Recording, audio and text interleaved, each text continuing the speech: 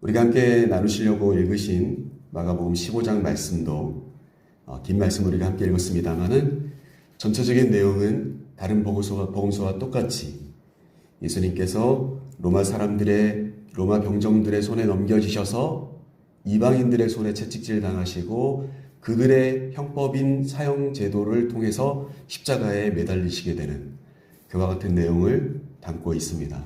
십자가에 못 박히는 자들은 발과 그리고 양손에 못을 박아야 합니다.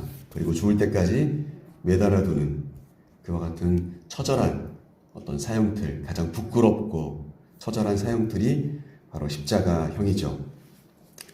오늘 본문을 통하여서 아주 긴 본문을 말씀을 함께 읽었습니다만은 가급적 짧게 여러분들과 말씀을 좀 생각해 보고자 합니다.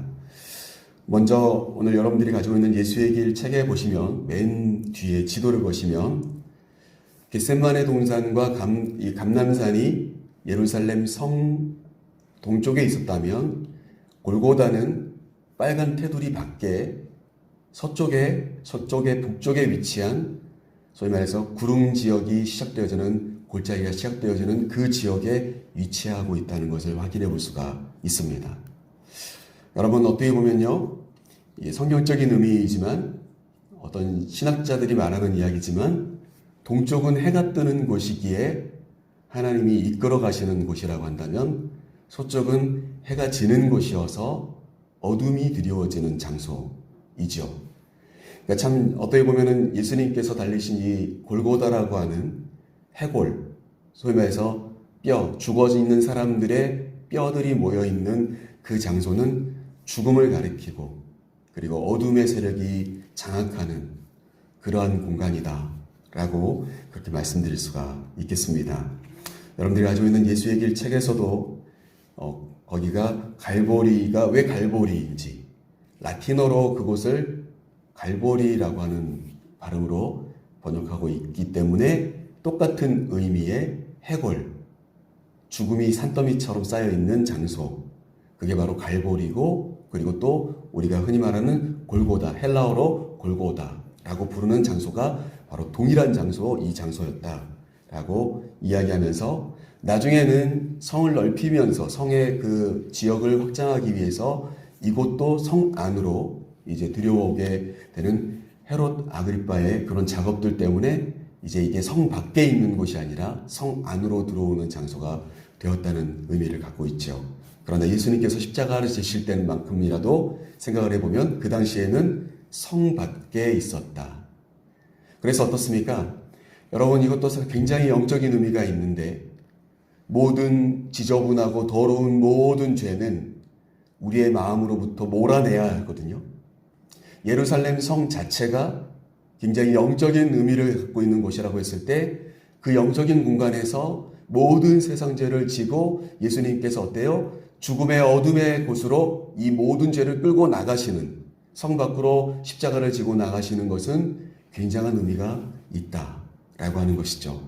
저희의 모든 죄를 우리의 마음속에 담아두지 마시고 우리의 입술로 고백하며 십자가 앞에 대면하며 그 죄를 우리가 직면하여서 그 죄를 몰아낼 수 있는 그와 같은 저와 여러분의 구원받는 삶의 방법들이 이루어질 수 있기를 주님의 이름으로 간절히 축복합니다. 예수님께서 사형을 받고 죽음 앞에 서셨습니다. 그런데 오늘 마가복음에 나와 있는 많은 내용들을 통해서 우리가 살펴보면 그 예수님의 십자가의 죽음은 철저히 예수님께서 하나님의 뜻 가운데서 이루어 가시는 길인데 그 길을 바라보는 많은 사람들이 예수님께 반응하고 있는 것을 보게 됩니다. 그 반응들을 우리가 좀 살펴보면서 오늘 말씀을 전체적으로 이어가 보려고 합니다. 먼저는 본문 말씀 20절 말씀을 같이 한번 읽어보겠습니다. 20절 말씀 같이 읽겠습니다. 희롱을 다한 후 자색 옷을 벗기고 도로 그의 옷을 입히고 십자가에 못 박으려고 끌고 나가니라. 누가 그렇게 했다는 건가요? 로마 병사들이 그렇게 했다는 것입니다. 예수님을 희롱했다는 거예요. 왜 그랬을까요? 유대인인데, 유대인의 남자인데, 그리고 많은 사람들이 예수님을 좋아하고 사랑했다는 것을 알지만 예수님을 그들이 포기하고 버리자 어떻습니까? 이방인들이 보기에도 하잘것없는 십자가에 죽어야 되는 사형수 중에 한 사람으로 전락하게 된 겁니다. 로마 병사들은 뭘 알겠습니까? 유대인들이 예수님을 버리고 유대인들이 자신들의 종교법으로 예수님이 사형에 해당된다라고 선언해 주었기 때문에 로마의 총독이었던 빌라도도 그리고 빌라도의 말을 들은 이 로마 병사들도 예수님은 이제 유대인의 한 남성으로서 잘못 죽이면 유대인들이 선동을 일으키면 어떻게 하나 이런 대상이 아니라 유대인들이 이미 사형시켜야 된다고 외치는 사람, 더한 강도보다 더한 일을 했던 이 사람보다 선택했던 예수님이기 때문에 어떻습니까? 유대인들이 그렇게 포기한 사람이라면 이방인들이 볼 때도 하잘것없는 사형수로 눈에 보였던 것이죠. 그러기에 어떻습니까? 그들은 예수님을 마음껏 희롱합니다. 여러분들이 아까 우리 영상을 보셨는지 모르겠어요. 자세히. 예수님의 눈 한쪽이 거의 함몰되어 있어요. 로마 병사들이 때려가지고요. 등에는 온통 채찍을 맞으셔서요. 그 채찍은 그 끝이 갈고리로 되어 있어서 살점이 다 떨어져 나가는 채찍입니다. 그런데 그런 채찍을 맞으시고 이미 피를 쏟을 대로 쏟으신 예수님이 지고 가기에는 십자가가 너무 버거웠던 거죠. 그만큼 희롱하고 그리고 그들이 자색옷을 입혔다는 것은 왕복을 흉내낸 거거든요. 그들이 왕에게 입히는 화려한 색깔의 빛깔, 붉은 빛의 색깔의 옷을 입혔다가 왕 노릇하고 그리고 가시면류관을 씌우고 왕이시여 하며 조롱하며 그렇게 로마 병사들이 마음껏 이제 곧 있으면 사형틀에 매달릴 죄수 취급을 하면서 예수님을 그렇게 막 대했다는 거예요. 여러분, 저는 이 말씀을 통해서 저 여러분의 마음속에 이와 같은 마음이 있어야 된다고 생각합니다. 우리는 고난주간이라고 이 기간을 보내고 있고 사순절이라고 하며 우리의 예수님의 길을 따라가려고 정말 우리의 중간중간 많은 일들이 있음에도 불구하고 몸부림치면서 이 기간을 보내려고 합니다. 여러분, 우리는 정말 잘하고 있는 것입니다. 왠지 아십니까?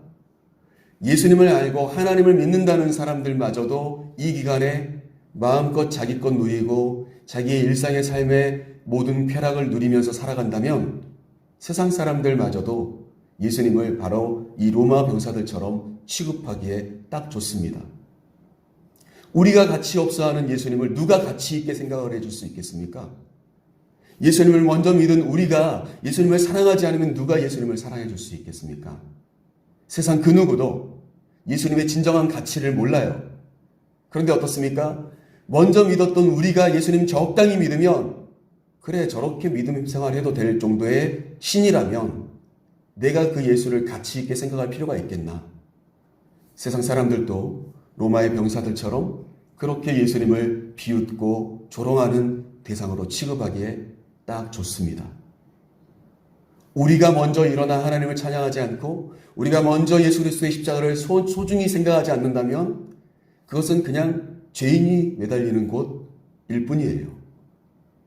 여러분, 그러기에 유대인들이 이미 포기한 하나님의 말씀을 알고 있다라고 하는 하나님의 백성들이 포기한 예수님은 무가치한 존재인 것입니다. 이 말씀을 함께 나누는 저와 여러분의 마음속에 간직해야 될 것은 내가 예수님을 좀 더 사랑하는 자가 되어야 된다는 것입니다. 내가 정말 예수님을 먼저 믿었다면 내가 그 누구보다도 예수님을 소중히 여기고 예수 그리스도의 십자가가 없이는 안 된다는 것에 대해서 인정할 줄 알아야 세상이 감히 함부로 적어도 내 앞에서는 예수님을 조롱하지 않을 거 아니겠습니까? 적어도 내 앞에서는 예수님을 무가치한 존재로 비난하지 않을 거 아니겠습니까? 그것이 우리 신앙인들이 지켜야 될 믿음의 자존심이라는 거예요. 괜히 세상 사람들 술 한잔 받쳐주고 이렇게 입 맞춰주고 같이 구색 맞춰주려고 우리가 내려버릴 필요가 없는 거죠. 우리의 신앙을 굳건히 붙잡고 우리의 영적인 자존심을 지키며 나아갈 때 세상 사람들이 그래, 예수님은 다른 분인가 보다. 신앙인들이 다 따라하지 못해서 그렇지 하나님은 대단한 신인가 보다. 그들이 그렇게 존중할 수 있게 될 거라고 저는 확신합니다. 여러분, 이어지는 24절 말씀에도 보면 어떻게 합니까? 24절 말씀 함께 보실까요? 함께 읽어보겠습니다. 십자가에 못 박고 그 옷을 나눌세 누가 어느 것을 가질까 하여 제비를 뽑더라. 물론 그들이 한 이 행동도 구약 성경에 예언된 말씀이죠. 서로 제비를 뽑습니다. 그런데 오늘 어떻습니까? 24절 말씀을 본 것처럼 예수님의 옷을 다 벗겨놓고는 그들이 서로 그 옷을, 찢어진 그 옷을 어느 부분을 누가 차지할 것인지 제비 뽑기를 합니다. 그리고 그 누군가는 제비가 당첨되어서 그 옷을 가져갔겠죠. 여러분, 그렇게 예수님을 함부로 대할 수 없는데 그럼에도 불구하고 그들은 함부로 예수님을 대합니다. 그리고 이어지는 26절 말씀도 보시면 그 위에 있는 죄패에 유대인의 왕이라 썼고, 우리 27절 말씀도 같이 읽어보겠습니다. 27절 같이 읽겠습니다.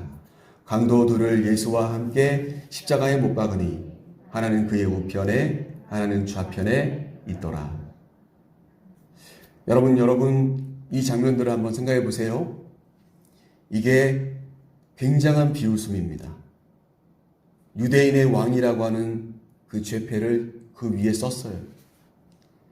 결국 로마인들이 볼 때는 유대인의 왕이라고 하는 자칭 스스로가 유대인의 왕이라고 했던 그것이 얼마나 큰 죄였으면 이렇게 십자가에 못 박혔느냐라고 하는 비웃음이고, 좌우 양편에 강도들을 매달았다는 것은 어떤 정치범이나 어떤 쿠데타를 일으켰던 어떤 그런 사람들을 매달은 게 아니라, 리더를 매달은 게 아니라 소위 말해서 강도를 매달은 거예요. 마치 강도의 대표가 예수인 것처럼 예수님을 한가운데 매단 겁니다. 로마인들이 볼 때 그렇게 예수님은 그렇게 취급받아도 되는 존재로 그들은 여겼던 것입니다. 자, 이어지는 말씀을 통하여서 보면 두 번째 이 말씀 속에서 우리가 찾아볼 수 있는 사람은 바로 그 십자가 주변에 지나가는 사람입니다. 우리 29절 말씀 같이 한번 읽어보겠습니다. 29절. 지나가는 자들은 자기 머리를 흔들며 예수를 모욕하여 이르되 아하, 성전을 헐고 사흘에 짓는 자여. 여러분, 이 말씀을 통하여서 우리가 또 한 가지 깨달아야 될 것은 예수님을 매다르며 예수님을 형을 집행하며 예수님을 비웃었던 로마 사람들 뿐만이 아니라 지나가던 이 유월절을 맞이하기 위해서 그 성에 왔던 많은 십자가를 지나치는 사람들의 모습을 살펴볼 수가 있습니다. 며칠 전에는 그들이 호산나 다윗의 자손이여 찬송하리로다 주의 이름으로 오시는 이여 라고 외쳐줬던 사람들도 그 안에 있었을 것이 분명합니다. 그런데 오늘 그들은 뭔가 오해가 단단히 있습니다. 성전을 헐고 사흘 만에 짓는 수준의 사람이라면 너 스스로를 구원하고 십자가에서 내려와야지. 이 성전을 허물고 사흘 뒤에 세울 수 있는 정도의 능력이라면 이라고 하는 그 말씀을 바르게 이해하지 못한 오해가 그들 안에 있었다라고 하는 거예요. 진짜 이 사람이 성전을 허물고 사흘 뒤에 세울 수 있는 사람이라면 이렇게 십자가에 매달렸겠어? 아니구나, 가짜였구나 라고 비웃기 시작한 겁니다. 여러분, 그러나 우리는 잘 압니다. 그 성전이 그 성전을 가리키고 있는 게 아니라는 것을 말이죠. 예수님은 자신의 몸을, 자신의 이 육신을 모든 죄를 뒤집어 쓰고 죽고 사흘 뒤에 부활하실 것에 대한 예언의 말씀으로 그와 같이 말씀하신 건데, 그들은 바르게 말씀을 듣고도 이해하지 못하여 예수님의 십자가를 외면하고 조롱합니다. 여러분, 저는 많은 교회에서 목회를 하면서 많은 성도님들을 만나보았고 그분들 앞에서도 설교를 해봤습니다. 때로는 말씀이 말씀대로 들리지 않으시는 분들이 있더라고요. 그래서 어때요? 내 기준에서 말씀을 평가합니다. 그래서 내 기준에서 말씀을 듣다 보니까 말씀이 절대 그 마음을 움직이지 못하고 변화시키지 못하더라고요. 말씀의 깊이 안에 들어가지 못하더라는 거예요. 함께 말씀을 읽지만 함께 말씀을 여러분 많이 읽으시잖아요. 이 말씀 여러분 모르신 분들 다 없으시잖아요. 그러나 그 말씀의 깊이와 진리를 우리가 깨닫는다는 것은 성령의 감동함이 있어야 됩니다. 성경은 하나님의 감동으로 되어 있어서요. 예수님의 말씀을 그들의 언어로 듣다 보니까 그 액면가 그대로 그 말씀을 듣다 보니까 예수님을 비웃을 수밖에 없는 것이죠. 그러나 그 말씀의 깊이를 성령 안에서 깨달은 자들은 감히 예수님을 비웃을 수가 없습니다. 나중에도 말씀을 나누겠습니다만은 기회가 되면 말씀을 나누겠습니다만 여인들은 어떻습니까? 예수님의 무덤을 향해 사흘 뒤에 찾아가잖아요. 여러분 그것을 주님은 원하셨을 거예요. 그날을 기다리는 자들이 되기를 원하셨을 거예요. 그런데 그 누구도 이 말씀의 깊이를 깨닫지 못하면 그날을 잊어버립니다. 사랑하는 우리 지도자 일개 성도님들과 제가 하나님의 말씀을 영적으로 잘 이해하여서 주님의 십자가를 무시하는 자들이 아니라 말씀을 무시하는 자들이 아니라 영의 세계를 무시하는 자들이 아니라 영적인 눈을 뜨고 그 말씀의 깊이를 경험하는 저와 여러분이 될 수 있기를 간절히 소망합니다. 31절 말씀을 같이 한번 읽어보겠습니다. 31절 그와 같이 대제사장들과 서기관들과 함께 희롱하며 서로 말하되 그가 남은 구원하였으되 자기는 구원할 수 없도다. 우리 32절 말씀도 같이 읽어볼게요. 이스라엘의 왕 그리스도가 지금 십자가에서 내려와 우리가 보고 믿게 할지어다 하며 함께 십자가에 못 박힌 자들도 예수를 욕하더라. 여러분 대제사장과 서기관들은 이제 자신들의 계획대로 눈에 가시였던 예수를 십자가에 못 박혀서 죽게 했습니다. 그리고 그 죽어가는 모습을 서서히 지켜보며 그들은 희열을 느낍니다. 그런데 여러분 이 표현을 잘 보십시오. 그가 남은 구원하였을 때 자기는 구원할 수 없도다. 이스라엘의 왕 그리스도가 십자가에서 내려와 우리가 보고 믿게 할지어다. 네가 진짜 이스라엘의 왕 그리스도라면 메시아라면 십자가에서 내려와. 그러면 우리가 믿어줄게. 이렇게 이야기한 겁니다. 저는요 이 말씀을 읽을 때마다 항상 떠오르는 다른 성경 말씀이 있어요. 그것은 바로 예수님이 처음으로 세례 받으시고 성령에 이끌려서 광야에 나가셔서 시험 받으실 때 마귀가 시험하는 자가 예수님께 했던 말씀이 바로 이 말씀이에요. 네가 진짜 하나님의 아들이라면 떡을 만들어 봐. 돌이 떡이 되게 해봐. 네가 진짜 하나님의 아들이라면 네가 이 높은 곳에서 뛰어내려도 하나님이 너를 받쳐주실 거야. 뛰어내려봐. 이렇게 이야기하는 그 시험하는 자의 유혹과 이 말씀이 뭐가 다르죠? 똑같습니다. 네가 십자가에서 내려와서 네 스스로를 구원하고 십자가에서 멀쩡한 모습으로 내려와 줄 수 있어야 그리스도가 될 거 아니야. 내려와 봐. 그러면 내가 믿어줄게. 여러분 그런데 예수님은 어떻습니까? 내려오시지 않아요. 내려오시면 안 되죠. 모든 사람의 죄를 대신해서 죽으시는 어린 양이신데 죽어야 되잖아요. 피를 흘려야 되지 않겠습니까? 피의 흔적을 남겨두어야 되지 않겠습니까?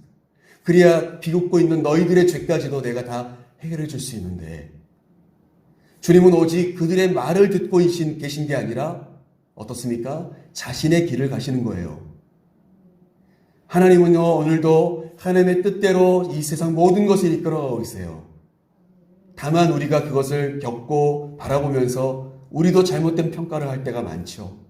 이게 하나님의 뜻이냐 아니냐 내 기준에서. 오늘 대제사장과 서기관도 마찬가지의 이야기를 한 겁니다. 네가 진짜 하나님의 아들이라면 이 정도의 능력은 돼야 되지 않겠어? 그러면 내가 믿어줄게. 여러분, 이런 사람이 어디 멀리 있는 게 아니라 어찌 보면 기도할 때 우리의 모습일 수도 있어요. 하나님, 이 기도의 제목을 응답해 주셔야 되지 않겠습니까? 진짜 하나님 살아계신 거 맞습니까? 하나님 살아계신다면 이 정도도 못 해주십니까? 라고 할 때가 있잖아요. 여러분, 얕은 그런 우리의 안락한 그런 방법으로 주님을 바라보면 오늘도 여전히 우리는 십자가를 비우실 수 있어요. 그러나 어떻습니까? 오늘 그 비웃음이 얼마나 어리석은지를 알아야 할 것입니다. 35절 말씀에 보니까 언덕에 십자가에 서 있던 사람들도 예수님을 비웃습니다. 34절 말씀에 보면 예수님께서 제9시쯤 이제 모든 피와 물을 쏟으시고 이제 숨이 멎어지시기 전에 엘리 엘리 라마 사박다니 나의 하나님 어찌하여 나를 버리셨나이까 하십니다. 그 고통이 너무너무 크고 그 비난이 너무너무 창피하여서.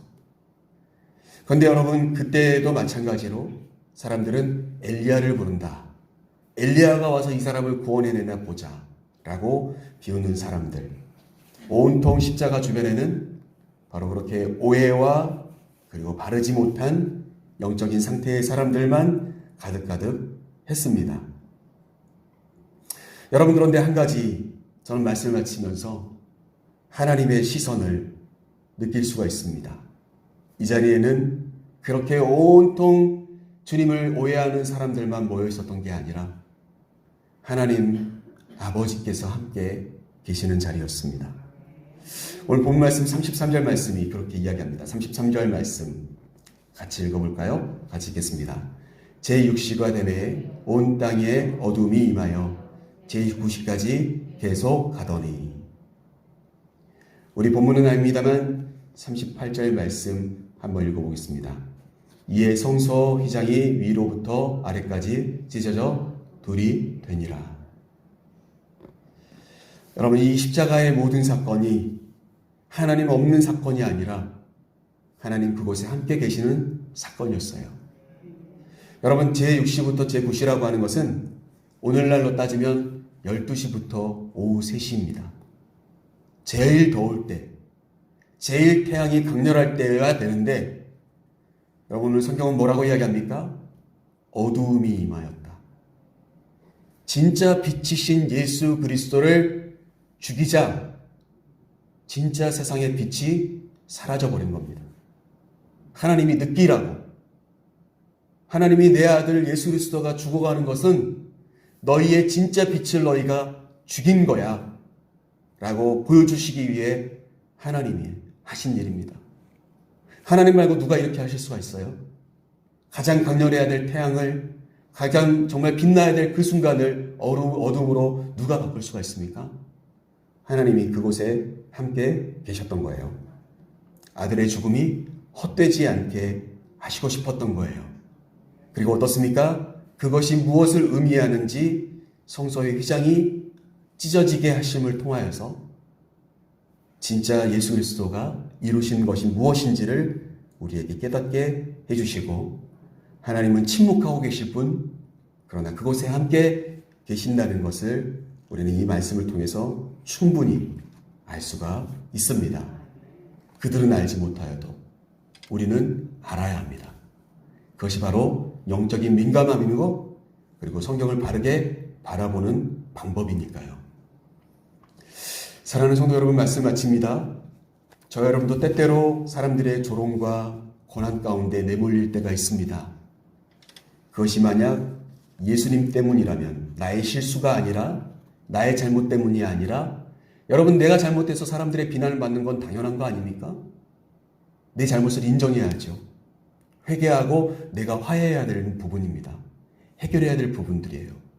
그러나 만약 내가 예수님 때문에 뭔가를 하다가 예수님 때문에 조롱받고 비난받고 오해받고 있다면, 여러분, 하나님께서 나와 침묵 가운데 함께 계심을 믿으십시오.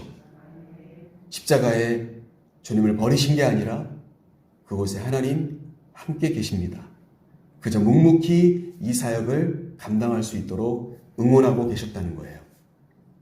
사랑하는 성도 여러분, 십자가가 주는 수많은 의미들이 있어서 오늘 말씀이 좀 길어졌습니다만, 사랑하는 성도 여러분, 저와 여러분의 삶 가운데 오늘 그 주님의 십자가가 다른 사람들이 함부로 말할 수 있는 것이 되지 않게 우리의 신앙의 자존심을 지키고 영의 눈을 뜨고 우리의 스스로의 상태를 바라보며 나 같은 죄인 때문에 그 골고다 언덕을 부끄러움을 무릅쓰고 올라가셨던 예수님의 그 길 가운데 함께 동행하시는 저와 여러분의 귀하고 복된 한날의 삶이 될 수 있기를 주님의 이름으로 간절히 축복합니다.